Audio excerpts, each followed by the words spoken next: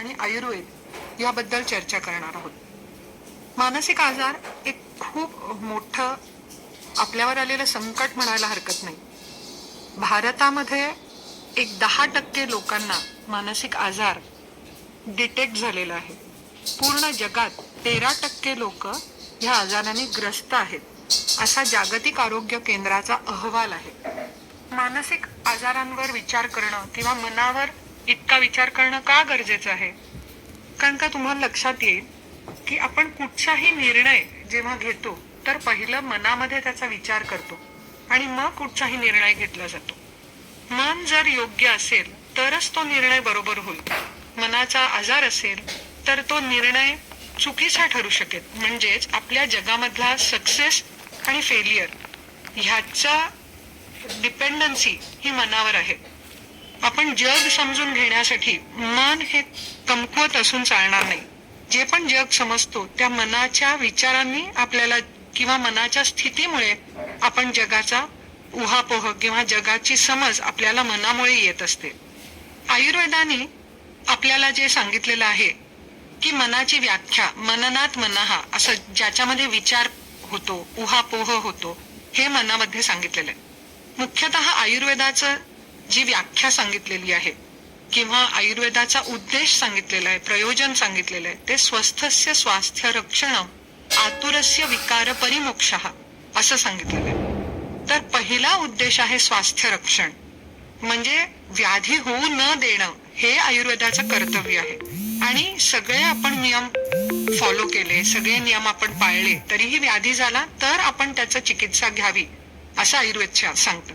म्हणजे व्याधी होऊ न देण्यासाठी जे जे आपल्याला नियम फॉलो केले पाहिजेत किंवा ज्या नियमांचं पालन केलं पाहिजे ह्याचं वर्णन आयुर्वेदामध्ये सविस्तरपणे केलेलं आहे. मग व्याधी न होऊन देणं ह्याच्यासाठी आपल्याला पहिलं स्वास्थ्य किंवा आरोग्य काय आहे हे समजलं पाहिजे. तर आयुर्वेद सांगतं समदोषः समाग्निश्च समधातु मलक्रिया प्रसन्न आत्मा इंद्रिय मनः स्वस्थ इति अभिधीयते. ही व्याख्या तंतोतंत ही खूप पूर्वी सांगितलेली आयुर्वेदामधली व्याख्या आहे आणि तंतोतंत अशीच व्याख्या वर्ल्ड हेल्थ ऑर्गनायझेशननी खूप एक 10-20 वर्षांपूर्वी ही व्याख्या त्यांनी आकलन केलेली आहे. त्यांनी ह्याच्यामध्ये मन हा कॉम्पोनंट ऍड केलेला आहे. जो पूर्वी मन हा कॉम्पोनंट हेल्थच्या डेफिनेशन मध्ये नव्हता, जो मन हा कॉम्पोनंट हेल्थच्या डेफिनेशन मध्ये आयुर्वेदाने आधीपासून घातला होता. समदोष हा दोष वातपित्त कफ, अग्नी आपलं पचन शक्ती, समधातू म्हणजे रस रक्त मांस मेद अस्थि मज्जा शुक्र, मल म्हणजे मूत्र पुरुष स्वेद हे 3 कॉम्पोनंट्स, आणि प्रसन्न आत्मा मन आणि इंद्रिय हे जर असतील तर अशा व्यक्तीला आपण स्वस्थ म्हणू शकतो किंवा निरोगी म्हणू शकतो. म्हणजे त्याला व्याधी नाही तर तो निरोगी असा इतका संकुचित विचार आयुर्वेद करत नाही. तर त्याचं मन आत्मा इंद्रिय प्रसन्न आहे, दोष धातू मल योग्य कार्यरत आहेत, तर त्याला व्याधी नाही किंवा तो स्वस्थ आहे असं आयुर्वेद म्हणतं. आता व्याधीचे हेतू सांगताना आयुर्वेद सांगतं असात्म्य इंद्रियार्थ संयोग प्रज्ञापराध आणि काळ. याच्यामध्ये असात्म्य इंद्रियार्थ संयोग म्हणजे इंद्रिय जे 10 इंद्रिय सांगितले त्यांनी चुका केल्या तर व्याधी होऊ शकतात. काळ त्याच्यामध्ये अकाळी पाऊस पडणं, अकाळी सूर्याची तीव्रता वाढणं जे आपण खूप वेळा बघतो, हे सुद्धा बऱ्याच व्याधींसाठी कारणीभूत आहे असं आयुर्वेद सांगतं. त्यामध्ये सगळ्यात महत्वाचा कॉम्पोनंट जो आपल्या आजच्या विषयाची निगडीत आहे तो म्हणजे प्रज्ञापराध. प्रज्ञा म्हणजेच बुद्धी, त्याचा पर्यायी शब्द बुद्धी आहे. या बुद्धीचे 3 स्तर त्यांनी सांगितलेले. ह्या बुद्धीने जर चुका केल्या तर व्याधी उत्पन्न होऊ शकतो. बुद्धीचे 3 स्तर कुठचे सांगितलेले आहेत आयुर्वेदाने? तर धी, धृती आणि स्मृती. तर धी म्हणजे आपल्याला योग्य आणि अयोग्य ह्यामधला फरक समजून घेणं, हे समजून घेणारी जी क्षमता असते त्याला धी हे नाव दिलेलं. धृती म्हणजेच नियमात्मक धृती, म्हणजेच आपलं धारण शक्ती, आपलं काम होईपर्यंत पेशन्स ठेवणं, आपलं मनावर नियंत्रण ठेवणं, हे कार्य धृतीचं आहे. आणि स्मृती म्हणजे पूर्वी घडलेल्या घटनांचं पुन्हा रिकलेक्ट करणं, पूर्वी काही चुका झाल्या असतील तर आता होऊ नये, पूर्वी ज्या काही बरोबर गोष्टी केल्या असतील त्या आपण आता रिपीट करू शकतो, हे सगळं ज्ञान स्मृती देते.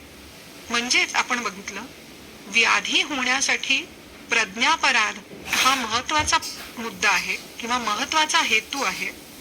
त्या प्रज्ञेचे 3 स्तर आहेत, दे, धृती आणि स्मृती. ह्या तिघांमध्ये बिघाड झाला तर व्याधी उत्पन्न होऊ शकतो. तर आता ह्या तिघांमध्ये बिघाड होण्याचं कारण काय असेल? म्हणजेच ह्या 3 मध्ये बिघाड होणं किंवा प्रज्ञेमध्ये बिघाड होणं, ह्या सगळा बिघाड झाला तर मन बिघडतं. मग हे मन बिघडणं किंवा ह्या 3 स्तरांवर विकृती उत्पन्न होणं किंवा त्याचा समतोल डगमगणं, तर हे का होऊ शकतं हे आपण थोडक्यात समजून घेऊया.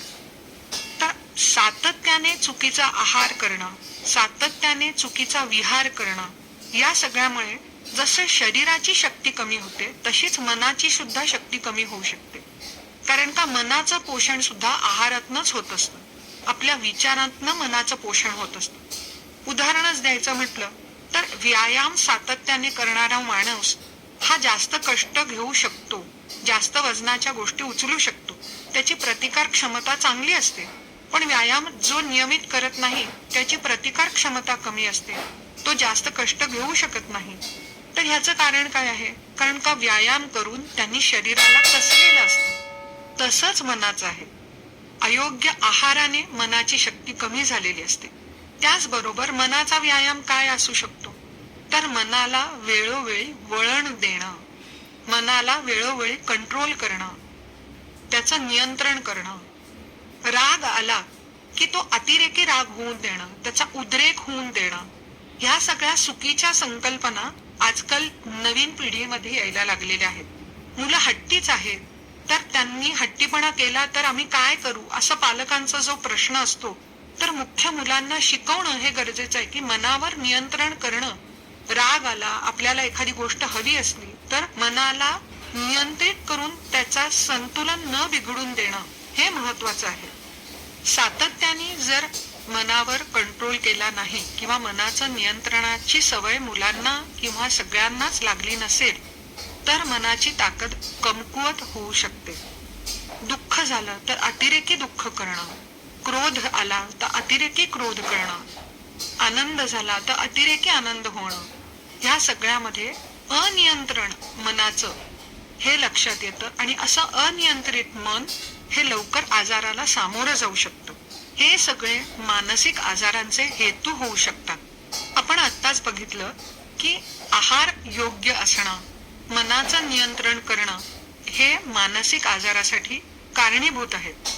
आहाराने मनाचे आजार कसे उत्पन्न होतील? तर आहार हा मनाला पोषण करण्यासाठी कारणीभूत असतो. योग्य आहार योग्य मनाचं पोषण करेल आणि मनाची शक्ती वाढवेल. मनाला लागलेलं योग्य वळण मनाची शक्ती वाढवेल. शरीराचा आजार जर झाला असेल तर त्याचा सुद्धा मनावर परिणाम होऊ शकतो. कारण का शरीर आणि मन हे एकमेकांपासून स्वतंत्र नाहीत. एकाला आजार झाला तर त्याचे परिणाम दुसऱ्यावर होणारच आहेत. उदाहरणार्थ, भांड गरम करत ठेवलं आणि त्याच्यामध्ये पाणी असेल तर ते पाणी सुद्धा आपसुकच गरम होणार आहे. दीर्घकालीन शारीरिक व्याधींचे जे व्यक्ती असतात त्यांना औदासिन्य किंवा डिप्रेशन, अँक्झायटी असे विकार जडू शकतात. तसेच दीर्घकालीन मानसिक आजार झालेल्या लोकांना शारीरिक आजार होऊ शकतात. जसं भूक न लागणं, सारखी तहान लागणं, सारखी लघवीला लागणं आणि असे अनेक व्याधी हे दीर्घकालीन मानसिक आजारांमुळे सुद्धा उत्पन्न होऊ शकतात. मनाचे आजार होऊच नये आणि झाले तर काय करावे यासाठी आयुर्वेदामध्ये विस्तृत विवेचन केलेलं आहे. त्याच्यामधला पहिला मुद्दा आपण बघू. लाईफस्टाईल किंवा जीवनशैली नियमित असावी. वेळेवर उठावे, म्हणजे सूर्योदयापूर्वी रात्री 9:30 ते 10 ह्या सुमारास वेळेवर झोपावे. हे इतकं साधं वाटलं तरी त्या सगळ्यामुळे हॉर्मोन्स हे बॅलन्स मध्ये राहतात. आपल्या शरीराला जी विश्रांती हवी, जितकी तासांची विश्रांती हवी, योग्य वेळेला जी विश्रांती हवी ती मिळाली तर दोषांचं संतुलन टिकून राहतं. रोज उठल्यावर शौचविधी, स्नान यांनी शुद्ध व्हावे. हे सुद्धा इतकं महत्वाचं आहे की हॉस्टेलमध्ये कितीतरी मुलं उशिरा उठतात, अंघोळ न करताच कॉलेजमध्ये येतात, किंवा खूप जणांना रेग्युलरली अंघोळीची सवय नाहीये. तर हे सुद्धा अशौच हा सुद्धा मानसिक आजारांचा एक हेतू सांगितलेला आहे.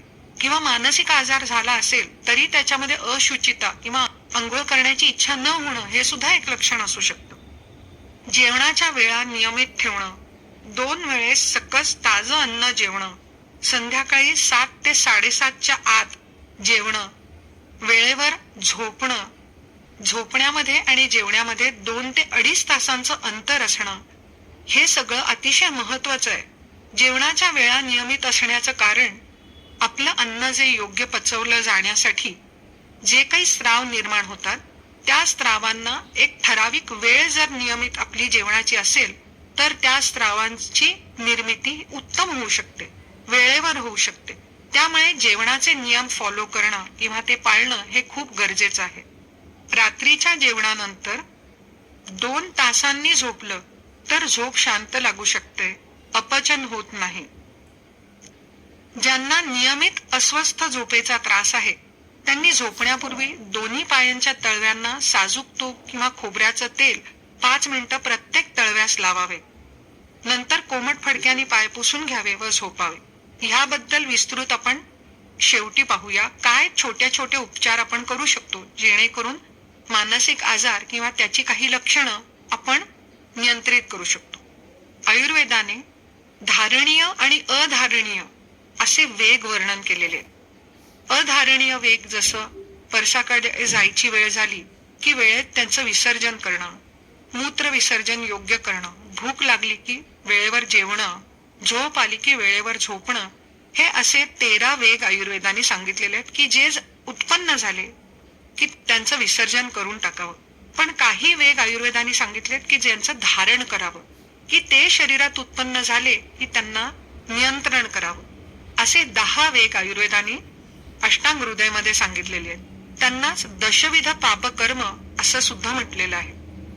कायिक, वाचिक आणि मानसिक अशी ही दशविध पापकर्म सांगितलेली आहेत. कायिक, हिंसा करू नये, अस्तेय, चोरी करू नये, अन्यथा काम म्हणजेच व्यभिचार म्हणजे अन्य स्त्री गमन करू नये.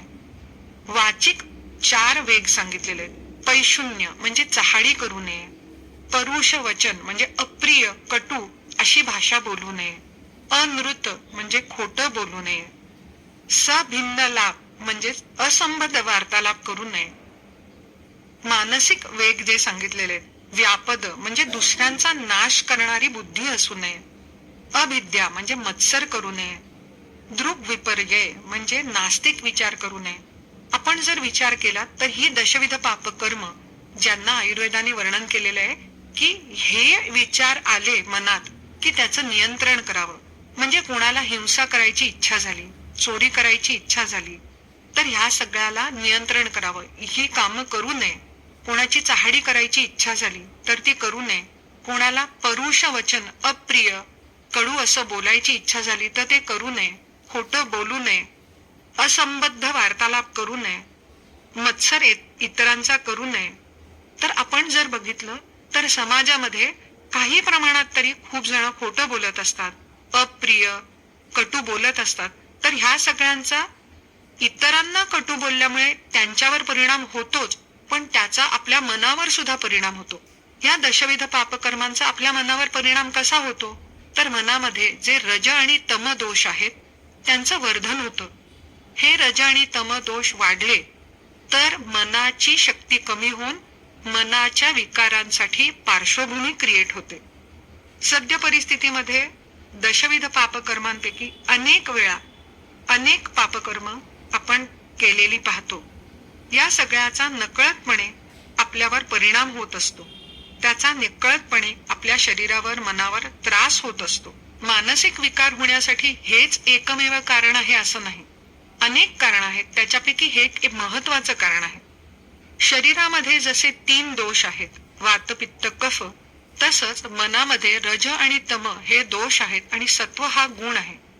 प्रत्येकाला आपली दोषज प्रकृती म्हणजे वात प्रकृती आहे, पित्त प्रकृती आहे, अशा ज्या 7 प्रकृती आहेत त्यापैकी माझी कुठची प्रकृती हे जाणून घेण्याची उत्सुकता असते. पण आपली मानसिक प्रकृती असं सुद्धा आयुर्वेदामध्ये वर्णन केलेलं आहे. तर 16 मानसिक प्रकृती आयुर्वेदामध्ये वर्णन केलेले आहेत. तर आपली मानसिक प्रकृती कुठची आहे ते आपल्या वैद्यांकडनं जाणून घ्यावं आणि ह्याच्यामध्ये आपल्याला काय सुधारणा करता येईल हे समजून घ्यावं. आपलं वागणं कसं असलं पाहिजे हे समजून घेतलं तर मानसिक विकार निश्चितच दूर राहतील. वात पित्त कफ या 3 शारीरिक दोषांपैकी वाताचा आणि मनाचा खूप जवळचा संबंध सांगितलेला आहे. मनाचं स्थान हे हृदय सांगितलेलं आहे, पण त्याचं संपूर्ण शरीर हे कार्यस्थान सांगितलेलं आहे. मनाचा आणि वाताचा जवळचा संबंध आहे. तर मनाचं नियंत्रण ठेवण्यासाठी अंगाला नियमितपणे तिळाचं तेल लावून अभ्यंग करून मग अंघोळ केली तर मनाला शांत वाटतं. नियमित रोज करता येत नसेल तर आठवड्यातनं एकदा तरी करावं. नियमित व्यायाम करावा, प्राणायाम करावा, योगासने करावी, यांनी मनाची ताकद वाढत जाते. रज आणि तम हे मानसिक दोष जे आहेत त्यांचं प्रमाण वाढलं तर मानसिक व्याधी उत्पन्न होतात हे आपण बघितलं. त्यांचं नियंत्रण करण्यासाठी आपण काय करू शकतो तर आचार, आहार, विहार याने त्यांचं नियंत्रण करणं सोपं जातं. आपण पाहिलं की नियमित व्यायाम करणं, प्राणायाम करणं, योगासन करणं यांनी मनाची ताकद वाढते. रजतम कमी करण्यासाठी सात्विक अन्न सेवन करणं हे खूप गरजेचं आहे. सात्विक अन्न म्हणजे जे ताजं आहे, घरचं अन्न आहे, जे अतिशय तिखट नाही, जे कटू रसात्मक नाही, असं अन्न सात्विक अन्न सांगितलेलं आहे. राजसिक अन्न, तामसिक अन्न म्हणजेच जे शिळं आहे, ज्याला फेस आलेला आहे. विरुद्ध अन्न म्हणजे फळं आणि दूध, कडधान्य आणि दूध, दूध आणि मासे हे विरुद्ध अन्न आहे. पॅकेज्ड फूड हे सुद्धा शरीरामध्ये, मनामध्ये व्याधी उत्पन्न करण्यासाठी महत्वाचं कारण आहे. मनाचे विकार होण्यासाठी आहार चरकाचार्य सांगतात विरुद्ध दुष्ट अशुची भोजनानी, म्हणजेच विरुद्ध अन्न जसं मी म्हटलं की दूध फळं, दूध कडधान्य, दूध आणि मासे, अशुची म्हणजे अस्वच्छ जागी जेवणं, देव, गुरु, ब्राह्मण ह्यांचा अपमान करणं, आपल्या मोठ्यांचा अपमान करणं, अतिरेकी भावना मनामध्ये प्रज्वलित होऊ देणं, विकृत अंगविक्षेप करणं, हे सगळे मनावर परिणाम करणारे घटक आहेत असं आयुर्वेद सांगतं. या सगळ्यामुळे शारीरिक आणि मानसिक दोष प्रकुपित होऊन बिघडतात आणि हृदयाला म्हणजेच मनाच्या स्थानाला दूषित करतात. मनाचं स्थान दुष्ट झालं की मन दुष्ट होतं आणि विविध लक्षणं उत्पन्न करतात. जसं आपण बघितलं की प्रज्ञा अपराध म्हणजे प्रज्ञेचे 3 स्तर आहेत. धी, धृती, स्मृती. त्याचे अपराध म्हणजेच धी विभ्रम व्हायला लागतं, म्हणजेच योग्य काय अयोग्य काय ह्याची समज संपत जाते. सत्व परिप्लव म्हणजेच मन अनस्टेबल होऊन जातं. धैर्यहीनता म्हणजे अधीरता येते, ताबडतोब उत्तरं हवी असतात. असंबद्ध बडबड सुरू होते आणि हृदय शून्यता म्हणजे होपलेस फिलिंग यायला लागतं. असं मनाची ताकद कमी झालेल्या व्यक्ती किंवा अल्पसत्व व्यक्ती यामध्ये मानसिक विकार लवकर होताना आपल्याला दिसतात. या सगळ्याची काय चिकित्सा सांगितलेली आहे आयुर्वेदाने तर प्रथमतः निदान परिवर्जन, कारण प्रत्यनिक चिकित्सा आणि सायकोथेरपी. निदान परिवर्जन म्हणजे काय, जे पण हेतू आहेत व्याधी उत्पन्न करणारे, जसं आपण बघितलं नियमित आचरण नसणे म्हणजे लाईफस्टाईल मॉडिफिकेशन करणे. निदान परिवर्जन, कारण प्रत्यनिक चिकित्सा आणि सायकोथेरपी हे 3 उपचार मानसिक विकारांवर सांगितलेले.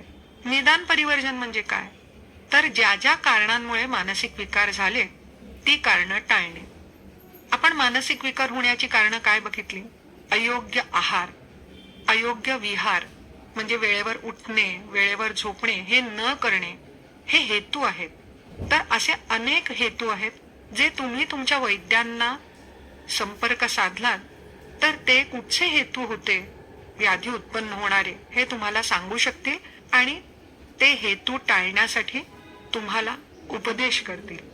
कारण प्रत्यनिक चिकित्सा म्हणजेच जे दोष शरीरामध्ये बिघडले त्या दोषांचं शमन करणं, ते दोष शरीराबाहेर काढून टाकणं आणि त्या व्याधीला बरं करणं ह्यासाठी वेगळी औषधं दिली जातात. आणि सायकोथेरपी म्हणजे काउन्सिलिंग या 3 स्तरांवर मानसिक विकारांची चिकित्सा केली जाते. त्याच्यामधली 1-2 उदाहरणं आपण बघू. सत्वावजय चिकित्सा म्हणजेच सत्व म्हणजेच मन. सत्व विजय म्हणजे मनावर कंट्रोल नियंत्रण करणं. भीती वाटत असेल तर स्वतःला समजावून सांगणं, स्वतःचाच काउन्सिलर होणं, ही एक चिकित्सा सांगितलेली आहे. आचार रसायन यामध्ये सत्यवादी म्हणजे नियमितपणे सत्यवचन करणं, अक्रोधी अजिबात क्रोध न करणं, मद्य सेवन न करणं, अहिंसा इतरांना त्रास न देणं, अनावश्यक श्रम न करणं, शांत राहणं, इतरांशी प्रिय बोलणं, जपजाप्य करणं, शौच म्हणजे पवित्रता सांभाळणं, शरीराची मनाची आणि वाणीची, धीर ठेवणं, नित्य इतरांना मदत करणं, वेळेवर झोपणं उठणं, दूध तूप सेवन करणं, आता आपली परिस्थिती काय आहे याची जाणीव ठेवून वागणं, अहंकार नसणं, इंद्रियांवर विजय मिळवणं, हे सगळे जे मुद्दे आहेत ते आचार रसायनाचे मुद्दे आहेत. यांना फॉलो करणं म्हणजेच आचार रसायन. ह्याने मानसिक विकार बरे व्हायला मदत होते. आयुर्वेद पुढे जाऊन सांगतं, धी धैर्य आत्मादि विज्ञानम मनोदोष औषधम स्मृतम. म्हणजेच धी म्हणजेच योग्य अयोग्य ह्याचा विवेक बुद्धी ठेवणं. म्हणजे अभ्यास करायचा आहे, परीक्षा आली आहे, तर मुलांनी विचार केला पाहिजे की आपण अभ्यास करावा का आता मजा करायला जावी. तर अभ्यास केला तर धी योग्य कार्य करतेय आणि मजा केली तर त्याची बुद्धी त्याला योग्य निर्णय देत नाहीये. अशी व्यक्ती मानसिक विकारांकडे झुकू शकते. धैर्य पेशन्स ठेवणं. एखादं अपयश आलं तरी पुढे ते यशामध्ये परिवर्तित होईल कष्टाने असा विचार करणं. आणि आत्मविज्ञान, आत्ता माझी परिस्थिती काय आहे, मी कसं वागलं पाहिजे ह्याच्या जाणीवेने वागणं. ह्या 3 स्तरांनी सुद्धा मानसिक विकार बरे व्हायला मदत होते. मानसिक विकार याचे सामान्य नियम. मानसिक विकार किंवा ताण घालवण्यासाठी सामान्य नियम आपण पाहू. नोकरदार वर्गाने ऑफिस मधला ताण घरी आणू नये. हा नियम सगळ्यांसाठीच आहे. सायंकाळी मोकळ्या हवेत फिरावे, सन्मित्रांशी संपर्कात राहावे, 2 बदाम 5 विडंग रात्री झोपताना चावून खावे, त्यानंतर काहीही खाऊ नये. वैद्य रमेश नानल हे उपचार सांगायचे. चहा कॉफी मद्य इत्यादी व्यसन करू नये. या सगळ्यांनी मनाची शक्ती कमकुवत होते. सुगंधी फुलांचा वास नियमित घ्यावा, त्यांनी मनामध्ये प्रसन्नता येते. खूप थकवा येण्यापूर्वीच श्रम थांबावे. कशाचाच अतिरेक करू नये. समाधानाने असलेल्या परिस्थितीत राहावे. कशाचाही अट्टाहास करू नये. राग ईर्ष्या मत्सर भीती दुःख यांचे नियंत्रण करावे. मगाशी आपण पाहिलं, रात्री झोप येत नसेल तर एरंडेल तेल अर्धा चमचा नाभीमध्ये घालावे. अर्ध्या तासांनी तिथेच बोटाला चोळून ते पुसून घ्यावे. 5 मिनिटं तळपायांना रात्री झोपण्यापूर्वी तूप चोळावे. पाठीच्या कण्यास आणि डोक्याच्या टाळूवर 1-1 चमचा तेल चोळावे. घरच्या मंडळींशी मोकळेपणाने बोलावे. देवावर विश्वास असेल तर प्रार्थना करावी. मानसिक आजारासाठी अपथ्य म्हणजे किंवा कमी खावे अशा गोष्टी मी सांगते.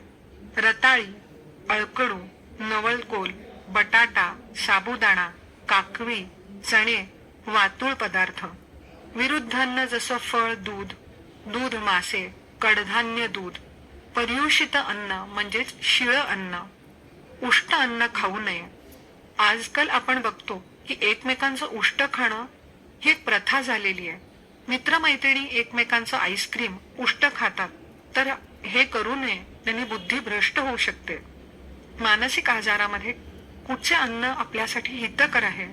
गहू, तांबडी साळी, ज्वारी, पडवळ, पालक, तांदूळचा, चाकवत, शेवगा पान, मूग, तूर, जुना कोहळा, नारळ, द्राक्ष, आवळा, डाळिंब, ओली हळद, शिंगाडा ह्यासारख्या गोष्टींचा वापर करावा. मानसिक बळ वाढवण्यासाठी अनेक वनस्पतींचा आयुर्वेदामध्ये वर्णन केलेलं आहे. त्यापैकी जटामांसी हे अर्धा चमचा रात्री झोपताना 1 कप पाण्यामध्ये भिजवून घ्यायचे आणि मग गाळून सकाळी ते पाणी प्यावे.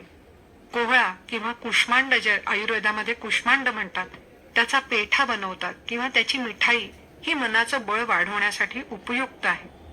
आवळा किंवा ज्याला डोंगरी आवळा म्हणतात, त्याचा मोरावळा किंवा त्याचं चूर्ण हे मनासाठी हितकर आहे. अश्वगंधा, गुळवेल किंवा गुडूची याचं चूर्ण हे मनासाठी हितकर आहे. शतावरी याचं कल्प किंवा शतावरी चूर्ण मनासाठी हितकर आहे. ब्राह्मीचा प्राश किंवा सारस्वतारिष्ट हे मनासाठी हितकर आहे. ब्राह्मीचं चूर्ण आणि साखर आणि तूप हे रात्री झोपताना सेवन केलं तर मनाची ताकद वाढू शकते. गाईचे तूप हे अतिशय उत्तम आहे जे मनाची ताकद वाढवण्यासाठी. सबसे बडा है रोग, क्या कहते हैं लोग. इतरांच्या मताचा विचार करू नये, तुमचे घरचे यांचा विचार करावा. कुठच्याही समस्येमधनं बाहेर येताना स्वतःचा विचार आणि घरच्यांचा विचार करावा. इतरांचा काय विचार आहे ह्याकडे फार लक्ष देऊन दुःखी होऊ नये. स्वतःच्या आयुष्यातलं मेन हिरो व्हा. स्वतःबद्दल निगेटिव्ह टॉक करू नका. काही चुका घडल्या असतील तर स्वतःला माफ करा. Try to do the best in your capacity. तुम्हाला जे काही मिळालेलं आहे त्यामध्ये समाधानी राहा. Be thankful for the things that you have. आयुर्वेदातील पंचकर्म वमन, विरेचन, बस्ती, नस्य, रक्तमोक्षण हे घेऊन शरीरात वाढलेले जे दोष आहेत ते काढून टाका. त्यानंतर शिरोबस्ती, शिरोधारा ह्यासारख्या उपक्रमांचा खूप उपयोग तुम्हाला बघायला मिळेल. लहान मुलं असतील तर त्यांच्या बुद्धीची शक्ती वाढवण्यासाठी त्यांना वेखंड पूड पाव चमचा आणि गाईचं तूप रोज रात्री झोपण्यापूर्वी किंवा सकाळी चाटायला द्यावे. वयाच्या 6व्या वर्षापासून 8व्या वर्षापर्यंत दिलं तर बुद्धी अतिशय प्रगल्भ होते. लक्षात ठेवा, ज्यांचं मन कमकुवत आहे अशांनाच मानसिक विकार होऊ शकतात. मनाची ताकद वाढवणं ही आपली कर्तव्य आहे. रामदास स्वामींनी मनाच्या कमकुवतपणाबद्दल सांगितलेलं आहे. वाजे पाऊल आपुले म्हणे कोण मागे आले. ज्याचे मन कमकुवत असते त्याला जगाचे भय आहे. आपण आपले मन हळूहळू खंबीर करणे आपली जबाबदारी आहे. त्यासाठी काय करता येईल तर योग्य सामुपदेशन. जर आपल्याला असं वाटलं की आपलं मन हळवं होतंय, आपण मानसिक विकार आपल्याला होत आहेत, तर सामुपदेशन घ्यावं, म्हणजेच ज्याला काउन्सिलिंग म्हणतात. आयुर्वेदिक वैद्यांकडनं औषधोपचार सुरू करावे. कारण का आपण फक्त काउन्सिलिंगवर अवलंबून न राहता मन कमकुवत झालंय तर मनाची शक्ती वाढवण्यासाठी जी औषधं आहेत ते योग्य वैद्य देतीलच. स्वतःला योग्य वळण लावायचं, मनाचा निग्रह शिकायचा. मी ह्यातून बरा होणारच, त्याच्यासाठी जे काही कष्ट लागतील ते मी करणार आणि ह्या मानसिक आजारामधनं बाहेर येणार हे स्वतःला समजवायचं. योग्य आहार, सात्विक ताजं घरचं अन्न, दूध, तूप हे खाणं, जीवनशैली योग्य करणं, योग्य वेळी उठणं, झोपणं, जेवणं, व्यायाम करणं, योगासनं करणं, प्राणायाम करणं, स्वतःला कुठच्या ना कुठच्या कामामध्ये गुंतवून ठेवणं, एक योग्य रुटीन फॉलो करणं, योग्य विचार करणं, अनाठाई निगेटिव्ह नकारात्मक विचार न करणं, ध्यान धारणा करणं, प्रार्थना करणं, हे सगळं मानसिक आरोग्य उत्तम ठेवण्यासाठी आणि मानसिक विकारांमधनं बरं होण्यासाठी अतिशय गरजेचं आहे. आयुर्वेद सांगतं, नगरी नगरस्य एव रथस्य एव रथी यथा स्वशरीरस्य मेधावी कृत्येषु वहितो भवेत. म्हणजे जसं एक राजा आपल्या नगराचं रक्षण करतो, जसं एक सारथी आपल्या रथाचं रक्षण करतो, तसंच आपल्या आत्म्याचं रक्षण करण्यासाठी आपण ह्या शरीराचं आणि मनाचं रक्षण हे योग्य करणं ही आपली जबाबदारी आहे. धन्यवाद.